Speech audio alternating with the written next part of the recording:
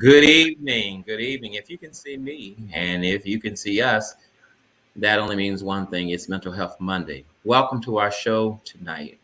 I'm Pastor Trevor Phillips, along with Dr. Quentin Moss, President, CEO, and founder, and Chief Medical Director of Modern Psychiatry. Good evening, my friend. Good evening, brother. Good to be here, man. So, tis the season. Someone wrote to be jolly. Fa la la la la la la la la. Somebody else wrote, "It's the most wonderful time of the year." And when we think about this season, this holiday season in particular, we think about laughing, we think about caroling, we think about dancing, we think about food and fellowship, and just having a good time. Uh, but unfortunately, for many people, um, this season brings with it memories of events that have not been so joyful in hmm Christmas past, and also in the calendar days that preceded this whole month. And people, you know, contract, they develop the holiday blues. hmm And so, one of the things that in my conversation with people, I always say, "Well, how do you feeling?" I say, "Well, I'm feeling this way, I'm feeling that way, but then I'm this, and then I'm that." I remember as a kid, and I don't know how it was with you, Dr. Moss, but as a child, this time of year was, I didn't want to do anything but just wait for the toys to come, to be honest with you. Yeah. And I didn't want to do anything but just fa la la la la, just have a great time.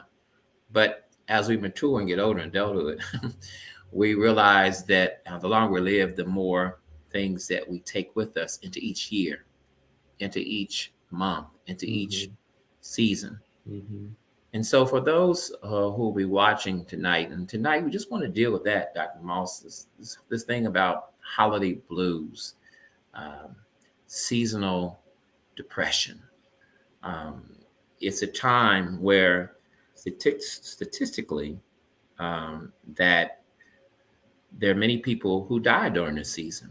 In fact, the Centers of Disease Control says that between December 25th and January 24th, there are more deaths than any other time in a year in this period of time.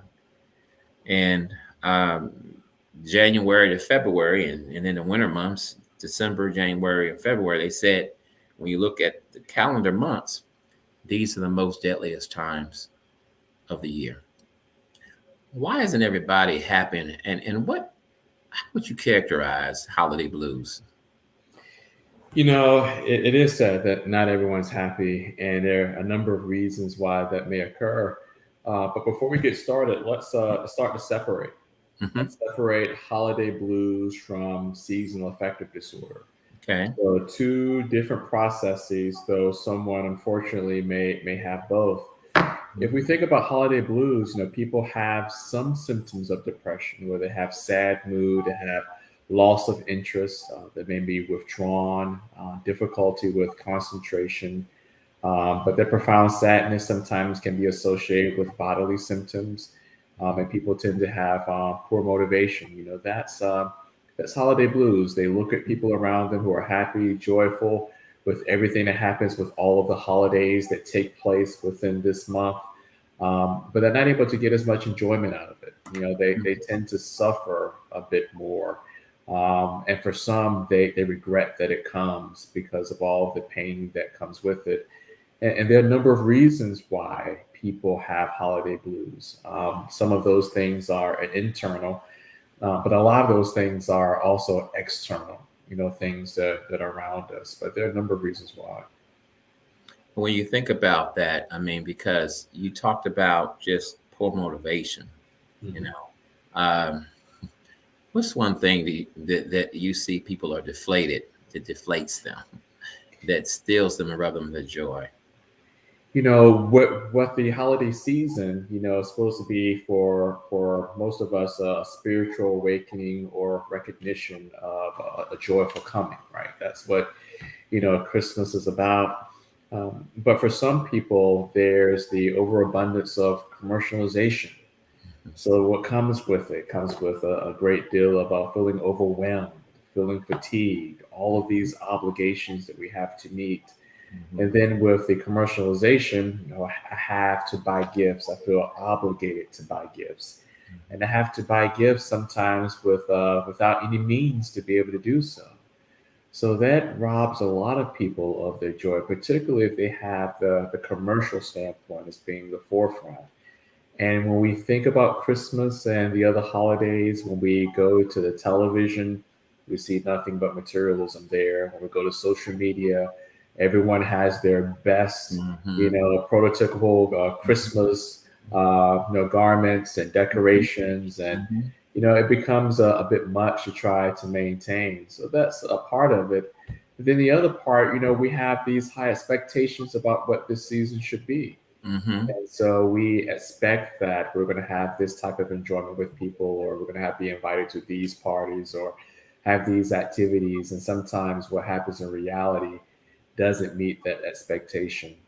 And then, the biggest issue that I have with a lot of my clients is that, whether it's been within 2021 that they've lost someone, or it could be someone that they lost, 10 or 15 years ago, the holidays, tend to bring out that increased grief, that that person is not at the table, that that person is not participating in this activity because that person is gone.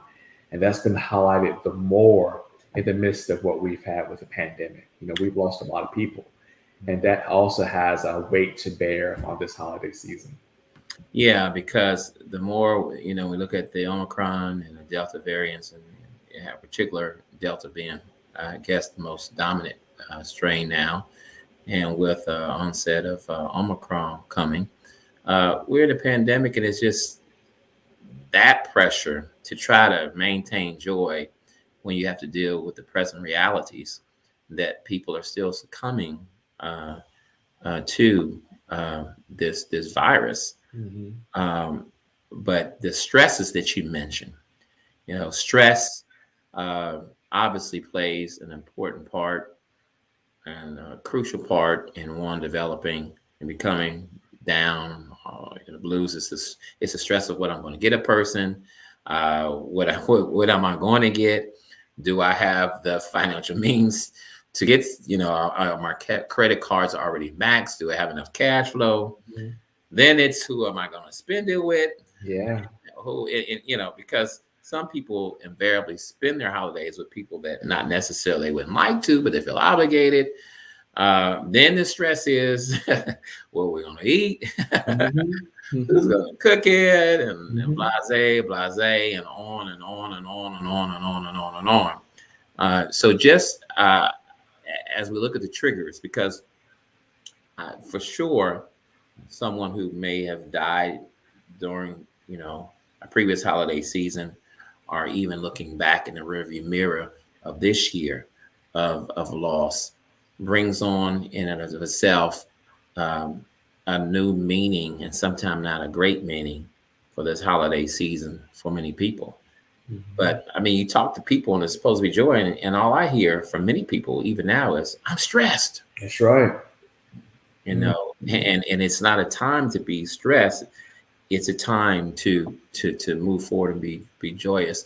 You mentioned um, the pandemic. What are some other triggers? I mean, there's memories, because the holiday season serves as a major trigger. What are some other things that trigger uh, bad emotions, bad demeanors during this period? One of the things that comes up in the holiday season is the use of substances, particularly alcohol. So if you were to think about a lot of the gatherings that we have over the holiday season, many things are celebrated with alcohol. Hmm. So for people who are in recovery, who are trying to maintain the sobriety, this is a very stressful time. How do I socialize, engage with family, have very difficult and delicate conversations around keeping me safe in the midst of all of these people? So that is something that weighs heavily.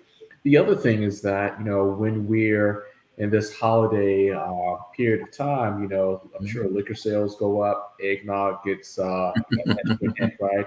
But we also tend to use alcohol during this time, even when we're by ourselves. ourselves. Mm. So when we're isolated in the midst of these holidays, we tend to drink more, which then worsens our mood symptoms and places at risk for a cascade of events and possibly even sliding to some severe depression. Well, alcohol is legal, uh, Yes. and so some would say, well, I mean, tis a season to be merry, you know. Uh, but talk a little bit about, as one who specializes in substance in some addictions, um, alcohol as a drug, Hmm. and why that may not be a good thing to add in the mix, But because surveys say that this increase of deaths and it's stress and drinking alcohol. 95,000 people die from complications of alcohol each year. Mhm. And that has been that way even before the pandemic. So alcohol, can be a killer. But we have this expectation with alcohol, right? If we drink Mhm. alcohol, we're going to be happy, we're going to be let Mhm. loose, we're going to have a good time. Mhm. Mhm. But the biology of alcohol is that it is a depressant. It Mhm. does the opposite of all those things over time. Mhm. And then Mhm. we tend to think that, well, maybe I'll use a little bit of alcohol to help me sleep, right? To help me Mhm. kind of get through this period. But the truth is, alcohol actually does the reverse with that. And for Mm. most people, it contributes to having the development of sleep disorders. So again, we have again this big word, expectations. Mhm. Expectations of what's supposed to happen within the holiday season. Those things aren't met. We also have some expectations of what's supposed to happen when we drink alcohol. And Mhm. oftentimes we get the opposite end of that, all of the Mhm. bad effects that goes associated with it.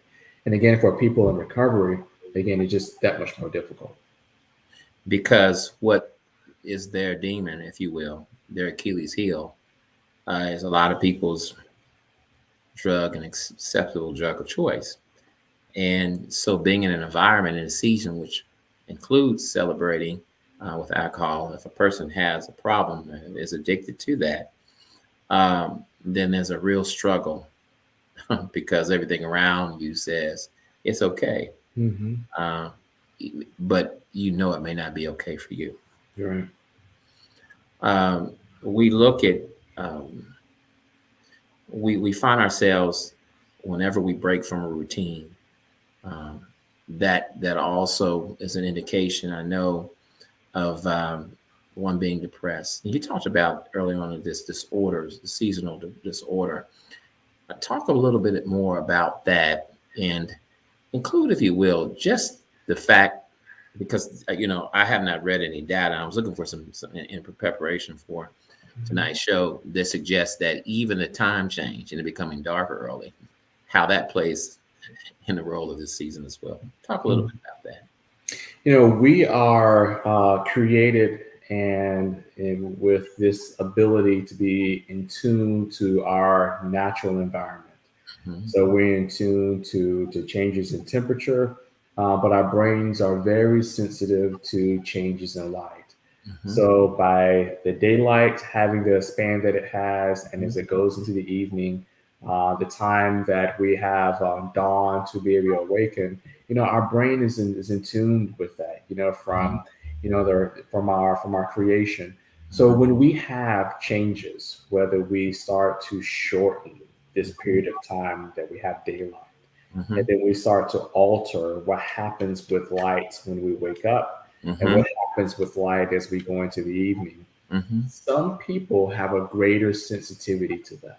Mhm. And we find that as we have those changes, there's a particular brain chemical called serotonin. Mhm. Serotonin is heavily in a part of what happens with our mood, motivation, anxiety. All those things are affected by this particular brain chemical, and we start to see shifts Mhm. with how much serotonin our brain has available Mhm. when we have changes with how much light we're exposed to.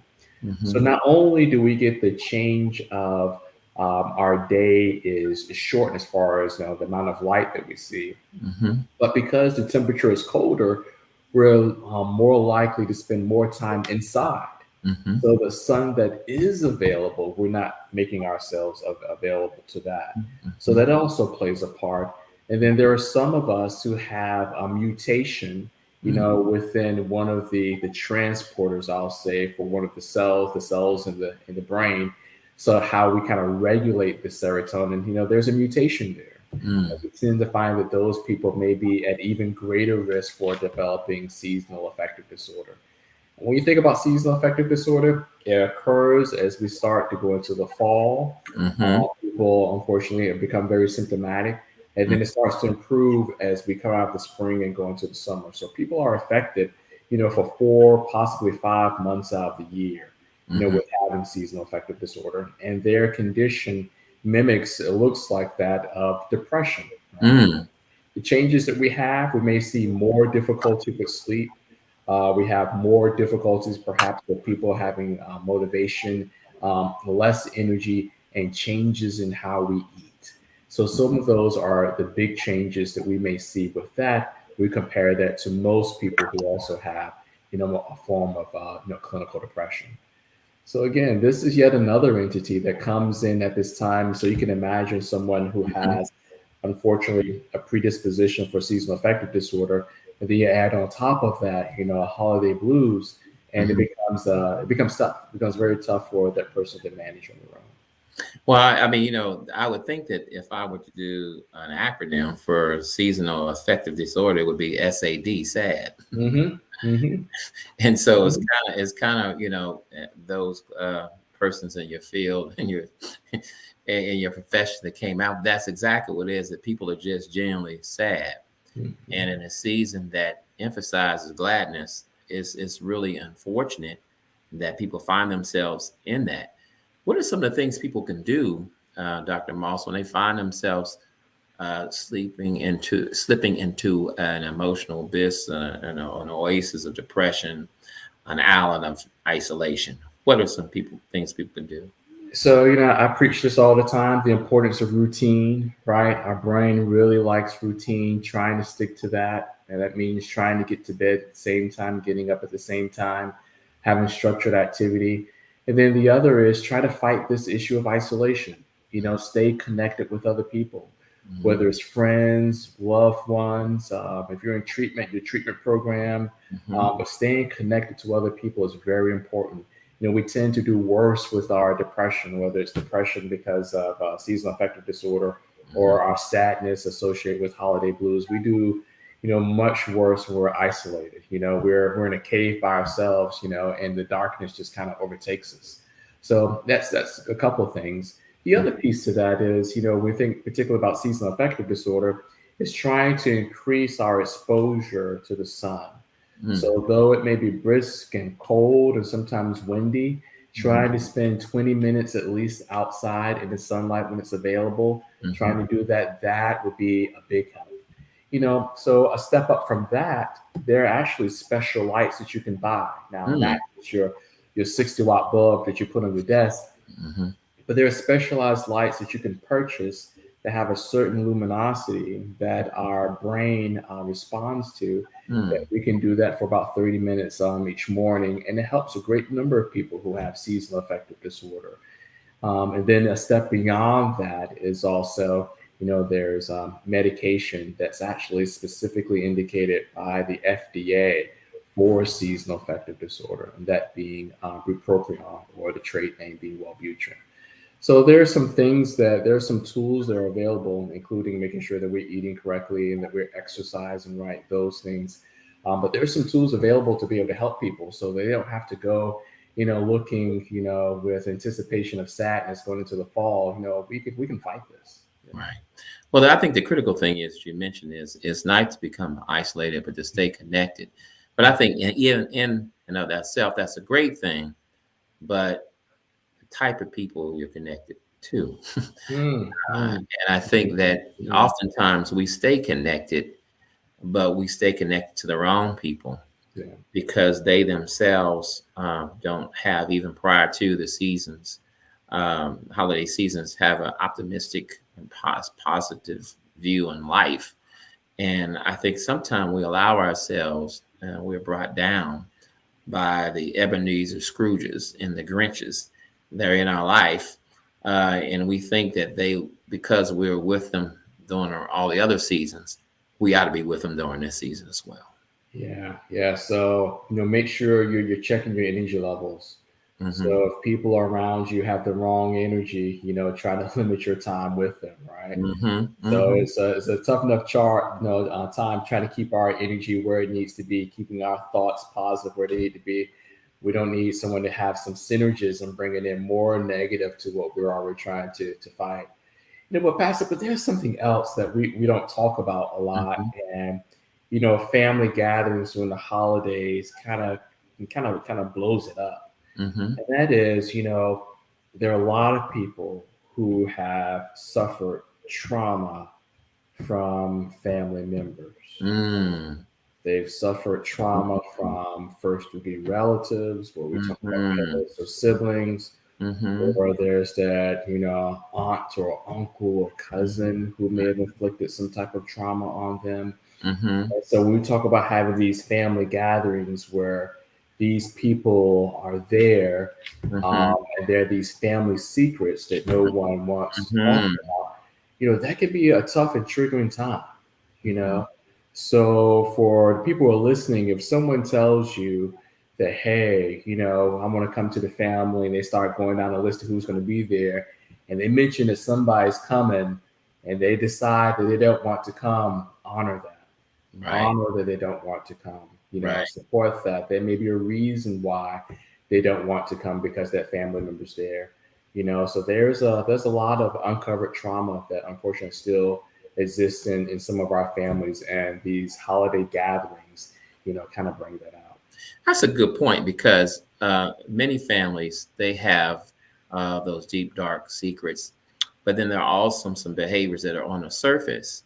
A family member might say, "Oh well, I know you don't get along with so and so, but come anyway." Hmm. Or way so and so is when they start drinking, or that they can't control what they say and so forth and so on. And just to be able, because I think that during the season in life in general, it's important that we control what we can control. Hmm. And if we have any say about who the people we're around on any given day, uh, and if we're intentional and purpose about, as you alluded to moments ago, being connected to folks who bring positive energy, that's important.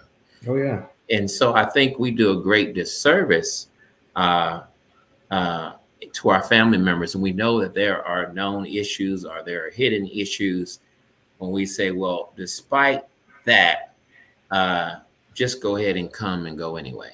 Hmm. Despite that, that it's going to be, because many, there are people watching, and there'll be people that will be watching can say, he's talking about cousin, he's talking about he's talking about brother, he's talking about sister, who invariably are the origins of not only past trauma, but ongoing trauma Oh yeah. and drama. Yes. Yes. And so I think that, us being the um, masters of our own emotional ship, and not allowing somebody getting behind the helm is critical, Hmm. and not allowing people to influence our seasons. Yeah, I think that we're in a time now where we can, we can own our power. Hmm. We can make decisions about where we want to go, who we want to be with, and what conditions we're willing to tolerate. And if I'm all about Team Quentin and trying to make Team Quentin healthy, Hmm. and I need to really be careful about who I'm going to spend my time with. And if I have this special holidays only once a year, I may be selective about who I'm going to let in that circle, right? Yeah, because God's given me an opportunity to celebrate. I want to celebrate it in a safe way, and that safe way may not necessarily be with that particular friend or family member. And I think that's critical to recognize that that's, and I think that's why for me, if I may be transparent, that in some situations, the smaller group during the holidays, the best, because strategically, it's lessening the potential if any drama, Yeah. if you keep the circle tight. And I don't, and for many people, I think that that's a critical uh, intentionality that we are to here to. I'm just thinking, man, we don't want drama at the gatherings, right? Mhm. Nobody wants the drama. Nobody wants to be pulling back whoever from Uncle whoever, at the party. Nobody wants to do that. Right. And if we know that, and I keep coming back to this thing of alcohol, but if we know that these things tend to happen when people are drinking, we Hmm. really have to weigh, is it worth having alcohol at the event? Hmm. Hmm. If we know that there's a 90% chance that two or three people are going to be called out of their name because, cousin so and so got a hold of a bottle of whatever, Hmm. Hmm. then maybe we really need to think about whether that's the safe environment for that. Again, there's a lot that we can control in this, Hmm. in being able to have a safe holiday season. I didn't want to go left with all this, man, but No, it's so, it's critical because in essence, when we look at having holiday blues, this the anxiety facing the possibility oh yeah. of that happening and not in the uncertainty. If Lucretia, Leroy, Paco, or baby Raul is going to be on their best behavior, you Mhm. don't know that, but we know that, and within our circle of friends and family, that there are some people without the influence of alcohol have no filter. Yeah.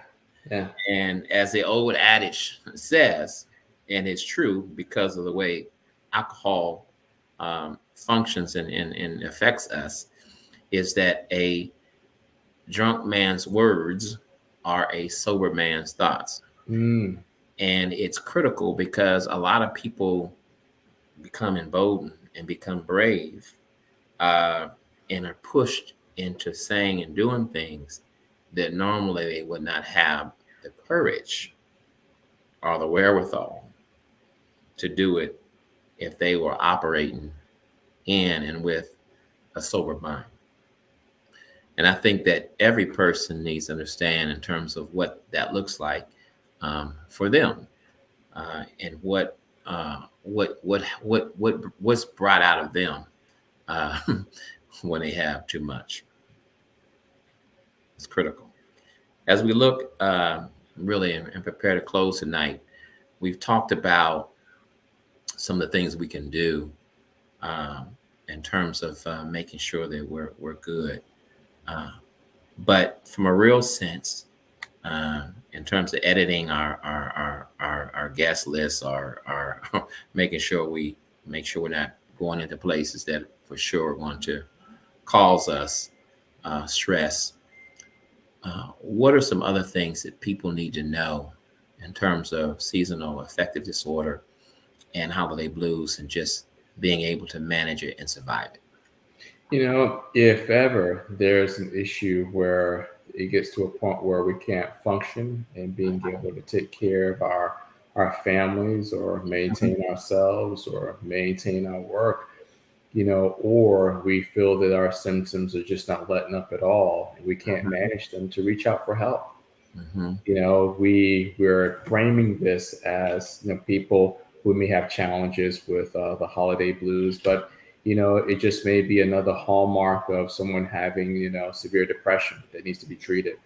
When we think about seasonal affective disorder, we've gone through some of the symptoms and some of the treatments, but there's actually treatment that's available for it, and seeking out a professional to be able to get the help is critical. I don't want anyone to have, as a provider, prolonged periods of depression for whatever reason, because those prolonged periods of depression, they're toxic to the brain and body. So we got to get that reversed.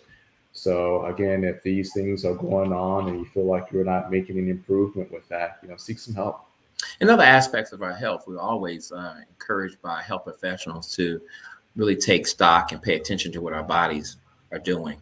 And I think the same must be said about our mental, our minds, our brains, that we are often, that we make sure that we are in touch with our feelings, that we are in touch with our emotions. And if what we are feeling and in order of view and we're acting a little differently, And if someone shares that with us, then we got to make sure that we touch base with a mental health professional. Dr. Moss, for those who are watching and will be watching this broadcast as it replays, can you provide them with your practice number, and perhaps if they would call your office and serve as a resource, if not being able to be referred or received? We treat mental health and addiction for adults. The number is 513 417, excuse me, 4405117. That's again 513-440-5117. One more time, 513-440-5117. And the website is www.mpwhealth.com. And insurance, which is always a big question, what do you take? We take all forms of Medicaid, and we take most private insurance. Great. Awesome. Well, my brother, thanks you once again for availing yourself. Again, as we address this topic of mental health, and even during the holidays, just the information to make sure that we're all well. And then it's good to know that though we may have a bout with holiday blues, that we may have a seasonal affective disorder, that these things can be managed and joy can be experienced, and the season can be a glad time. Thanks again to all of our viewers tonight. We want to thank you for your time tonight, and we're hopeful and optimistic, and yes, prayerful that you will feel better, you will become better, and that you will invariably live better. Good night, everyone.